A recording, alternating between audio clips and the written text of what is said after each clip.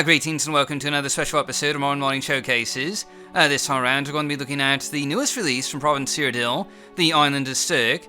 And for those of you who don't know, Province Cyrodiil is a massive modding project that aims to add the province of Cyrodiil to the game world of Morrowind. And it was started in, I believe it was 2007. Province Cyrodiil has been working for the last decade on their vision of the Imperial province, starting with this Island of Stirk here. Sort of a perfect bite-sized example of what the Gold Coast will look like in future releases. And yes, a rather large portion of the Gold Coast is already finished. And the next release, whenever that will be, will probably feature a sizable chunk of the area around Anvil and Brina Cross. And in any event, like all the major province mods, Province Cyrodiil is of course looking for, more modders to help out with the project. So if you're at all interested in helping out, they especially need interior modders, 3D modelers and texture artists, and you should stop by their website for more information. You'll find a link to that, as well as the download link to the new version of Stirk, down in the video description below. But with that out of the way, let's go ahead and get started with our showcase of this newest version of the Island of Stirk, one of the remote holdings of the province of Cyrodiil, being located off the Gold Coast in the Obsidian Sea. Now, Stirk has been featured on a number of different maps of Tamriel in the past, but the island was conspicuously absent from the Elder Scrolls IV Oblivion, and as a result has been the focus of a number of modding efforts, including most famously Tamriel Built's take on the Island of Stirk, which was part of their doomed effort to make Hammerfall for Oblivion. And given the island's small size, it was the perfect place for the Province Cyrodiil team to originally, focus their efforts and make a playable area quickly to highlight what the rest of Cyrodiil was going to be like, or at least, the Gold Coast anyway. And, this isn't the first version of Stirk that the team has released. You'll recall that back in 2011/2012, the team released an earlier version of Stirk that was largely missing interiors and had basically no NPCs or characters. That's no longer the case with this version though, as interiors, NPCs, dialogue, new books, and of course dungeons are all present and accounted for in this release, including a few quests, though the Stirk main quest has yet to be implemented and will probably be included in a future release either this year or, possibly in early 2018. And in any event, we're going to be starting our showcase by exploring the town of Stirk, which has the same name as the island itself. And you'll notice this happens a lot with islands and towns on, said islands in the Elder Scrolls series. I mean, the main town on Stras M'Kai is usually called Stras M'Kai, and Port Telvannis is on the island of Telvannis, and then there's, Gorn, and the Imperial City Island. And, well, you probably get the idea here. Cities in the islands are on usually have one and the same name, but anyway, actually getting back to the showcase here, the town of Stirk is a pretty large one, with about 22 to 30 buildings in total, including a number of shops, taverns, houses, and manors, providing a vibrant community of Anvil-style architecture for you to explore. And most of the shops and taverns are located right on the main street that goes up from the town harbour straight up to the old Baron's house that sort of sits atop a hill that looks over the rest of the town.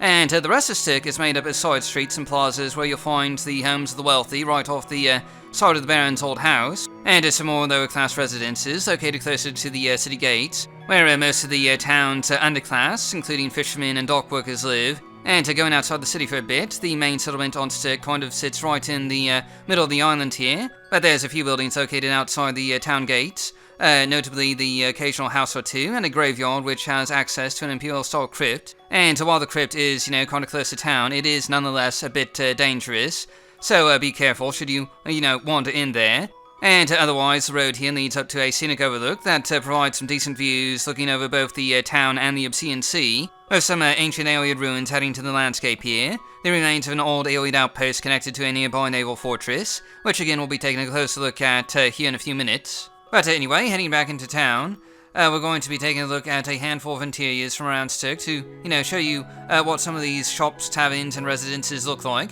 as well as talk to a few NPCs to show off some of the new dialogue here. And first things first, we're going to be stopping by the local chapel of the Nine Divines, and this one is dedicated to Kinnereth, I believe, goddess of the wind. And this is probably one of my favourite interiors in Stirk. It's really quite beautiful, with all the stained glass windows and mosaics and all that. It's a wonderful place to just, drop in at and explore. And next up, we're going to be stopping by one of the taverns in Stirk, where you'll often find some of the residents or visitors from out of town. And Stirk does have a number of different taverns, all competing to provide the best or cheapest booze and rooms for guests to use. This also gives you a good opportunity to check out some of the dialogue included here. You'll find that most of the residents of Stirk have some new dialogue for a variety of the default dialogue options, like, latest rumours, someone in particular, services, and so on and so forth. Some of these topics will lead you to new quests, though keep in mind that this version of Stirk only has 4 quests included, so some of these topics will refer to quests that have yet to be implemented. Now, aside from the tavern, I also wanted to take a look at a couple of the shops so you could see some of the new items included with Province Cyrodiil's Island of Stirk, as well as just see a variety of different interior designs in use here, because this is a very impressive project with a lot of cool things to find. So we're going to start things out with the local pawn shop here, and you'll see a lot of familiar items that are, similar to what's found back in Morrowind, since Morrowind did have a large number of Imperial goods, but there's also some new stuff like coils of rope, mounted fish, and some other shipping-related equipment. We'll get to see a greater variety of items here in a minute, and we're next going to be dropping in at the local clothing shop, and you'll notice that a lot of the NPCs in Province Cyrodiil are wearing, higher quality clothing than the typical rags that you'll find out in the provinces, such as Morrowind. And Province Cyrodiil, like Skyrim the Nords, comes with a lot of, new clothing and armor assets in particular. But to really get a good sense of all the different Cyrodiilic styles and interiors that you'll find in Province Cyrodiil's version of the classic Island of Stirk, we need to take a look inside a few of the homes, apartment buildings, and, mansions that line the city streets.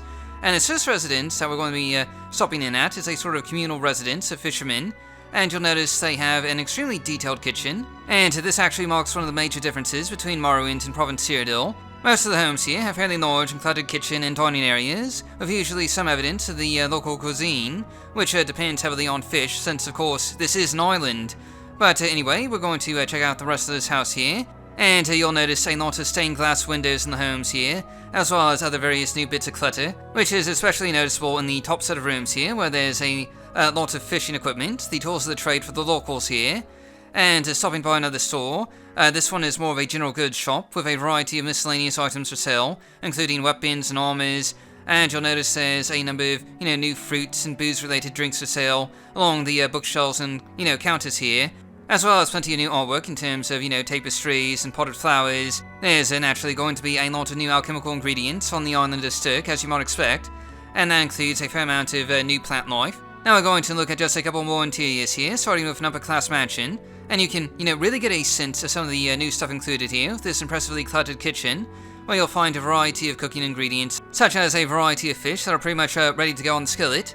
And you'll notice that a lot of the homes in Stirk are considerably larger than their, vanilla Morrowind counterparts, and indeed the average home is about 2 to 3 stories tall. And now that I think about it, I don't think there's really any one-story flats anywhere in Stirk, and each building has a lot more detail and clutter than the typical Morrowind interior as well, and that's kind of to be expected given that Tower Built and Project Tamriel both have, far higher standards for interior building than the original developers did for Morrowind. And real quick, we're going to step inside the alchemy shop for a moment. Not so much to look at the interior here, but rather the owner here has one of the only quests included with this release of Stirk, which involves gathering some Duma pots and something from the nearby Ayleid ruins. There's only 4 quests in this release, but in future releases there should be a lot more, quests for you to find. And our last stop here before we take a look at the rest of the island is the Baron's Dining Hall, a rather scenic and sizable set of chambers where the Baron can hold, feasts and banquets, including an upper balcony area with a bar and, some extra dining space. The Stirk main quest, whenever that, gets added in, involves a 3-way power grab, including the Baron, a merchant prince, and a prefect, all vying to control this vital island of trade for themselves. And while that has yet to be implemented, these interiors give you at least, some idea of how powerful these figures are in the local economy. But anyway, just moving on, we're going to take a scenic tour of the rest of the island here, which includes a lot of tropical environments with sandy beaches, palm trees, and, the tropical plant life. And while it's a very beautiful and scenic island, it doesn't really have a whole lot in terms of, wildlife and things like that.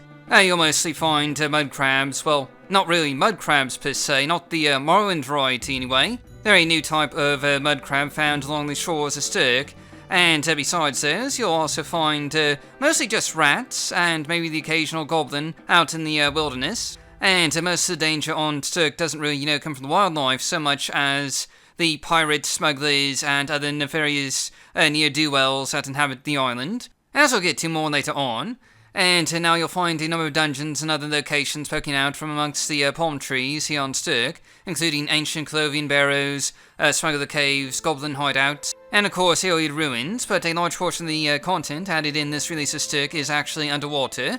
The underwater environments that surround Stirk are fully detailed, including numerous locations to explore, and the underwater content is probably close to being more than double the total landmass size of Stirk itself. Unfortunately, showcasing content underwater is always a bit, tricky, because the camera really doesn't, pick things up very well down there, so we'll be, leaving most of that for you to discover for yourself.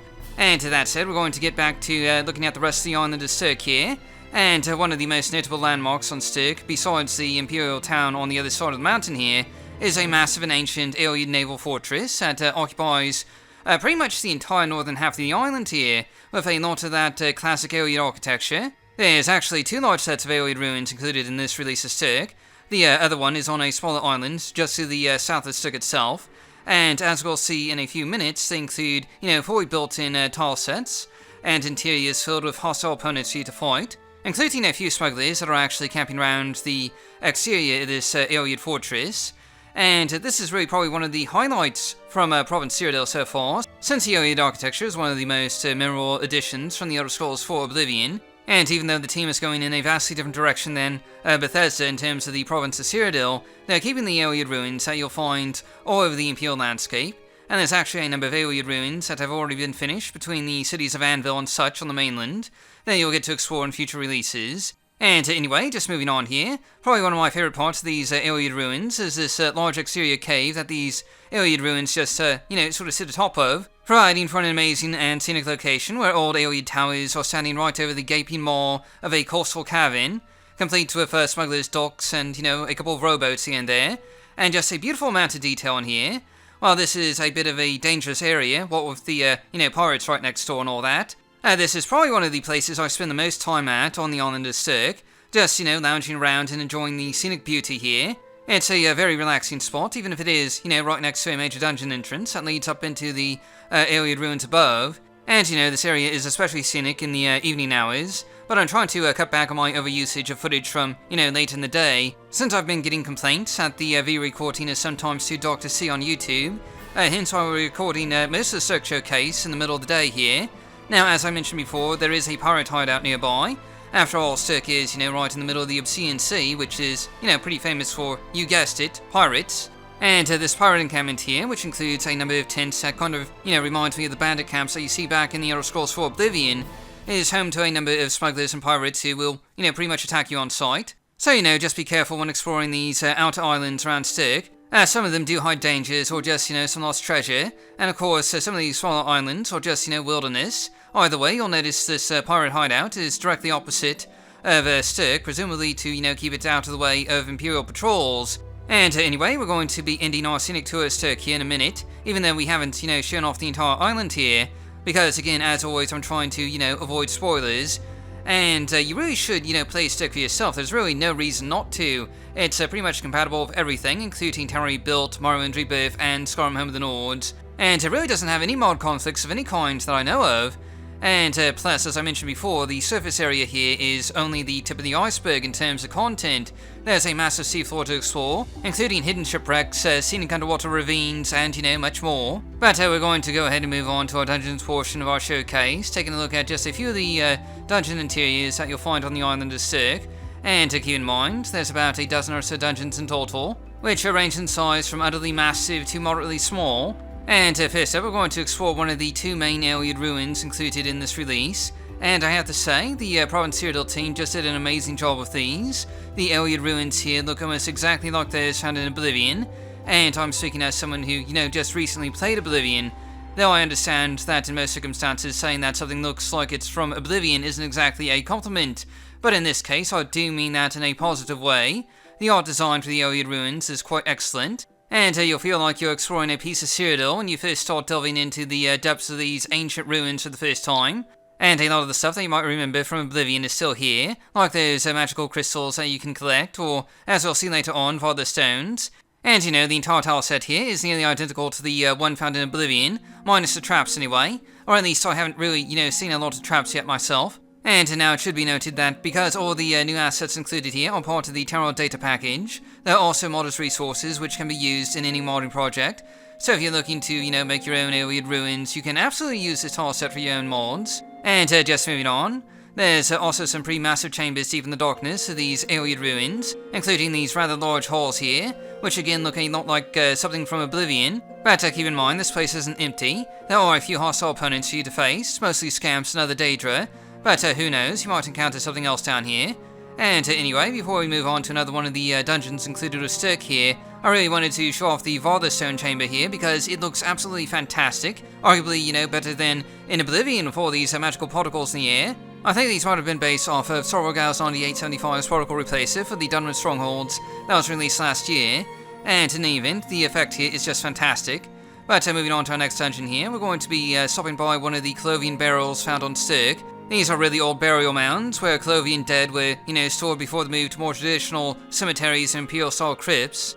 These dungeons are really fairly small, usually only a couple of rooms large, but they're extremely detailed, and I just want to point out the unique architecture tile set here, with these cobblestone walls and these little nooks and alcoves carved into the stone here, used to hold cremated remains or coffins. There's a lot of new assets in use here for burial pots and other trinkets stored with the deceased to give this a distinct and unique cultural vibe for the burial traditions of the Colovians, which is, clearly quite different from that of the Dunmer. But you'll notice there are some similarities with how they inter their dead, which are, kind of similar to what you'll find in Morrowind.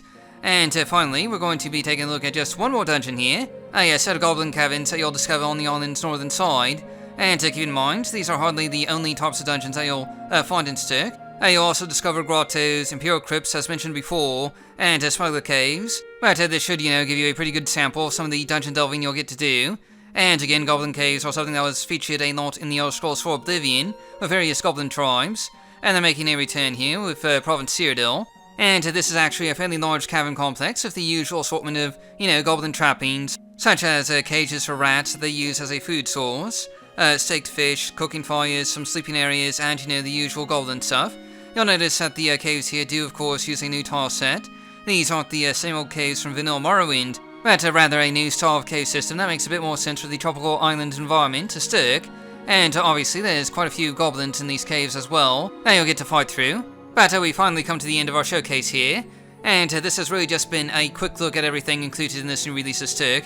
And I do hope you'll, take the time to download it and check it out for yourself, because this is an absolutely amazing project, and the Province Cyrodiil team is to be commended for doing a fantastic job.